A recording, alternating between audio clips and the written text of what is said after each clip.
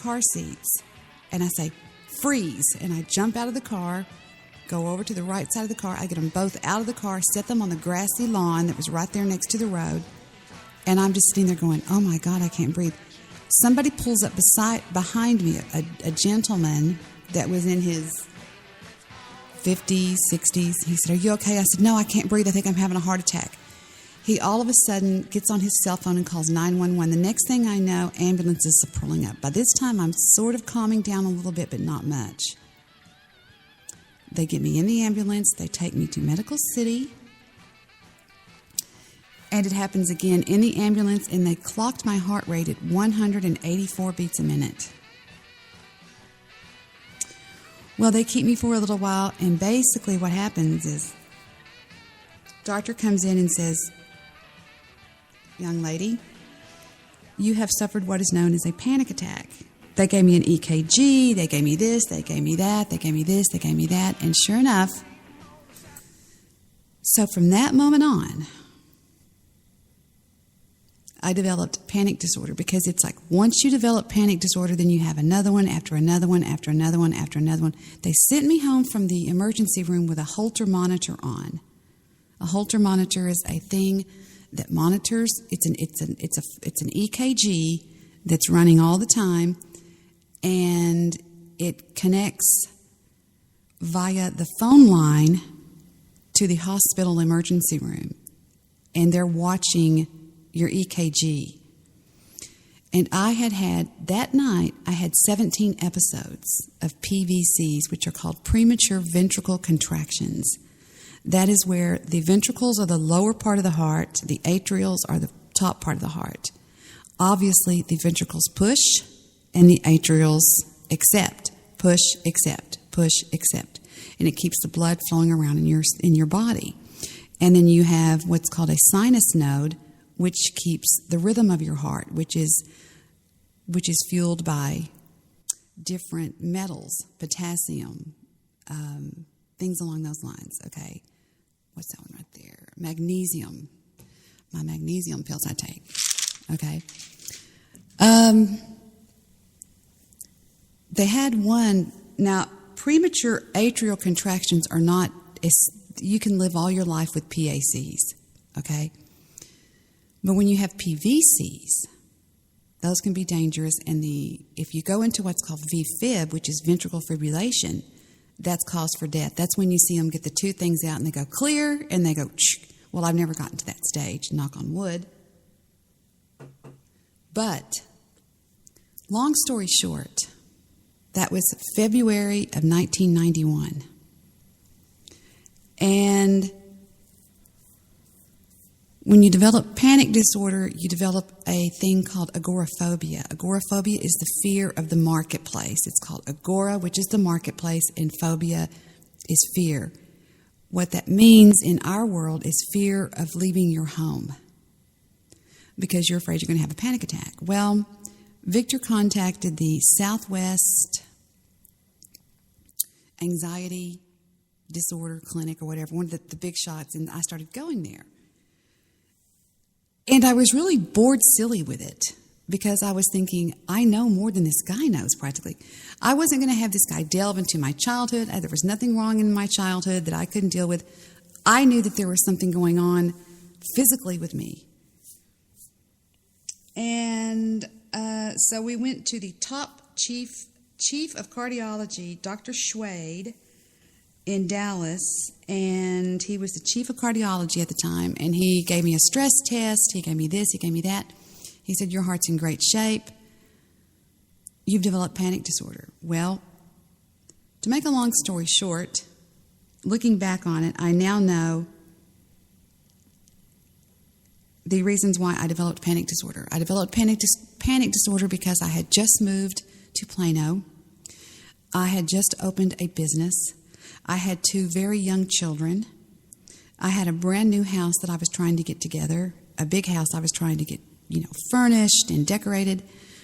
I had just joined a junior league, and I had a lot on my plate. And I developed what's called the rain barrel theory. In psychology, you develop theories, the Jung theory or the Freudian theory. I developed the rain barrel theory, which means we all have a rain barrel. Drip, drip, drip. And if you don't have outlets to let some of that water out, it will overflow, and that means you're going to have a panic attack. Long story short, again, I was given a book by somebody. I don't remember who it was. That was long before the internet was around, and I was an avid reader. A gentleman, I believe, at one of the bookstores I used to frequent with the children said, "You need to read this book." And I was like, okay.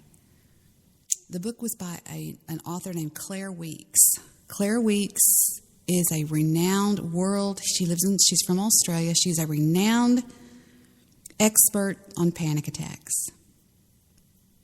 The last panic attack I ever had was at a Dallas Cowboy football game. We had plans. We had a tailgate party with some friends. Everything was great, blah, blah, blah. It was time to go into the game. They were playing the Giants. It was Monday Night Football. We walk into the stadium, and the second I see the stadium, when we walk down the walk, up the ramp, it hit me like a ton of bricks. I said, "Get me out of here, Victor." He walks back down. He says, "We'll be back in a minute, guys." And luckily, we had brought our mobile home. We had a Winnebago mobile home that we traveled with the children in. And we ended up spending the entire game in the mobile home watching the game. It was actually kind of fun, if you know what I'm talking about. It got a little weird in there, but you know what I'm talking about. We had fun. And here I had blown these tickets. Actually, we had season tickets that year, as a matter of fact. I kid you not. When I sat down and read this book, here comes the big deal. I never once had another panic attack. It was gone. It was gone. It was gone. And I've never had one again. And the book explained it in such a way that I wanted to share that with you guys tonight. I have the audiobook that I purchased. When did I purchase that? I purchased it. Let me see. It says Pass Through Panic, Dr. Claire Weeks. It doesn't give me the date that I purchased it, but I purchased it sometime. But take a listen to what she has to say. I'm serious. It's this good. And it could help to cure those already in breakdown. Today, because of the way nervous illness is presented over radio, television, theatre, many of us have come automatically to think of it in terms of psychoanalysis, group therapy, narcoanalysis, hypnosis, shock treatment, etc. You see, these are such good program stuff. They're constantly highlighted so that many of us think that a psychiatrist's consulting room is visited mainly by people who need this kind of treatment. But this is not so. These are a minority group, many of whom have personality problems. So many nervously ill people are ordinary people with no particular personality problem. They are not special types. They are more human than neurotic. Then why are they suffering from nervous illness? They are suffering because their nerves have tricked them, duped them. My patients have shown me every shade of every trick their nerves have played upon them. And it is so easy, so very human to be tricked in this way, that I want to open your eyes to the snares that could lie ahead of you. Many people have said, "If I'd only known this a year ago, doctor." Some have even said, "If I'd only known this 40 years ago, doctor." Think of the pathos in that. The best part of a lifetime sacrificed to ignorance of something we should all know as well as we know our own names. We should all know that there are 3 main pitfalls that can lead into nervous illness. We should know what they are and how to cope with them. The 3 culprits I'm talking about are sensitization, bewilderment, and fear. sensitization, bewilderment, and fear. Sensitization is a state in which nerves are conditioned to react in an exaggerated way. That is, they bring unusually intense feelings when under stress, and they may react this way with alarming swiftness, almost in a flash. I repeat, sensitized nerves are alerted to react to stress in an exaggerated way and with alarming swiftness. Now that is sensitization. And there's no mystery about sensitization. We've surely all felt it in a mild way at the end of a rushed day at work or after a difficult day with the children, when our nerves feel on edge and little things upset us too much. Constant tension has alerted our nerves to react in this mildly exaggerated way. It's not pleasant and we don't like it. So perhaps you can imagine how much more upsetting strong sensitization can be. A severely sensitized person may feel his heart constantly beating quickly or thumping heavily, or as he says, skipping beats. He may feel his stomach constantly churning, his hands sweating, trembling. He may have frequent difficulty in expanding his chest sufficiently to take in a deep breath, and he may feel a lump in his throat, which he thinks interferes with swallowing. Tension may give him headache, and of course he may occasionally have weak turns, so that his legs feel as if they will buckle under him. He may have frequent urge to go to the toilet, and what is perhaps most alarming of all, panic comes so easily. Even the slight shock of tripping in the dark may be enough to bring a white-hot flash of panic to a severely sensitized person. And he may have a constant feeling of inner near panic. This is the picture of stress exaggerated by severe sensitization. You may think, yes, but what has this to do with me? I'm not like this, and I don't see why I ever should be. But severe sensitization can be thrust suddenly, unexpectedly, upon any one of us at any time. You see, fairly strong sensitization may follow the stress of sudden shock to our nerves. For example, it may come after an exhausting surgical operation, after a severe hemorrhage, after an accident, even after a difficult confinement. It is possible for a patient to go for an operation without, as the saying goes, a nerve in his body, and yet, after the operation, when he should be convalescing, to find himself in such a sensitized state that no more than a slight accidental knock against his bed may shoot through him like a knife. And what is so upsetting, the slightest anxious thought may bring a flash of panic.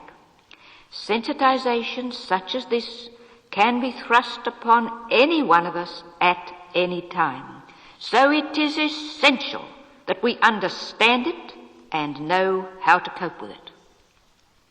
And of course, sensitization can come more slowly, gradually developing from any prolonged stress. The stress of impending divorce, of living with an alcoholic husband or wife. Hold on just a second.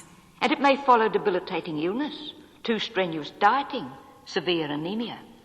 Sensitization may gradually accompany anything which puts nerves under continuous strain. Now, the physical symptoms of stress are limited. They form a set pattern. Doctors know it well. And they form this pattern because nerves... Chrissy Poo? Yes. This is so important that I want you to hear what I said. Here's what I'm going to do. I'm going to stop my show I'm doing right now, and I'm going to restart it because I want you to so much hear what I have to say that this is that important. So everybody, if you're in the chat room... Is you talking, or is it... It's me talking. It's me talking. No, this is me talking to you right now. It's so important. If everybody's in the chat room right now, I want you to refresh. I'm going to restart the show, okay? Because I want Chris to hear this. All right, you have my...